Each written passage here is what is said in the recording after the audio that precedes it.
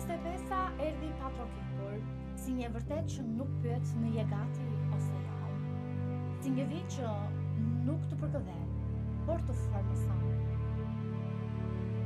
Unë jam Gjiliola Lamaj, dhe përpara se të vjen vazhdimtare, jam njeri me frikë, me shpresë, me plagë që nuk duket me këta.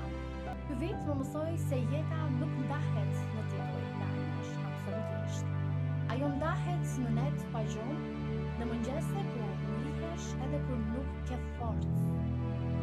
Momente ku pusjeshja është zgjidhje, jo ndjesi. Në janar Tirana u priti si gjithmonë, me zhurmë, nxitim, me njerëz që ecin shumë shpejt, por mbajnë shumë vërtetës. Kur e shet Tiranën si gazetare, nuk shet vetëm rrugë dhe ndërtesa. Shikon histori, shikon dhimbje që kërkoj mikrofon, shet shpresa që nuk gjejnë titull. E pash Shqipërinë time në 2025, në sytë e një nëne që priste drejtësi, në zërin e një të riu që nuk do të kripte, në heshtjen e atyre që u lodhën së besimari.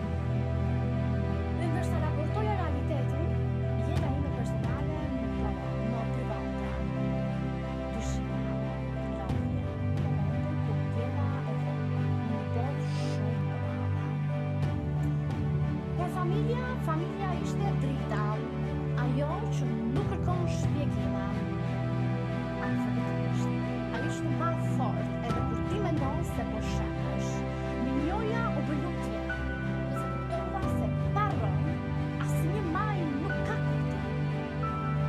Profesori im në 2025 nuk ishte i lehtë. Gazetaria në Shqipëri është nxirr për të shoh. Të thuash të vërtetën pa u bërë.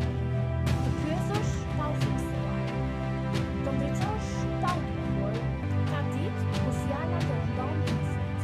Kur e di që ajo që do të thuash, do të prek, do të bezdis, do të hap. Por heshte. Heshtja vret më shumë. Ndërsa Shqipëria kërkon të rrugën e saj, bota proteste. 2025 ishte viti dhimbje globale. Lufta me Sirinë nuk ishte thjesht lajm. Ishte një plagë e hapur e njerëzimit. Fëmijë që nuk njohën lotra, njerëz që humbin shtëpinë, por jo shpresën. Si gazetare, sytë e mi u mbushën me imazhe që nuk largohen, me histori që nuk shihen. Dhe çdo herë presja vete. Si të mos ndihesh. Përgjigjja ime ishte thjesht e veçme.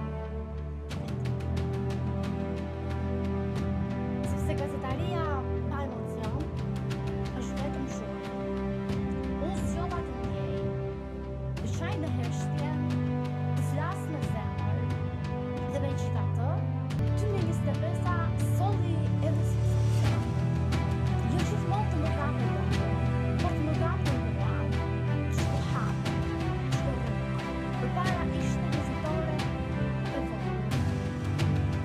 Çdo pengesë e ka përthyer ishte një malë të shtuar. Në këtë Shqipëri të vogël, unë ndërroj maja, sepse madhështia nuk matet me vete, por me shpirt.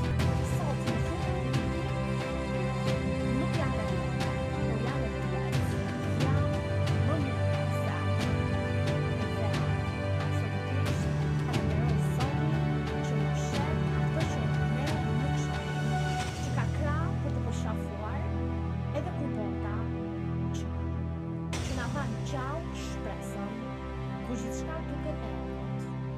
Për 2026, unë lutem për paqe, për botën, për Sirinë, për njerëzimin, për një Shqipëri që shërohet, për një Tiranë që frymon më lirë.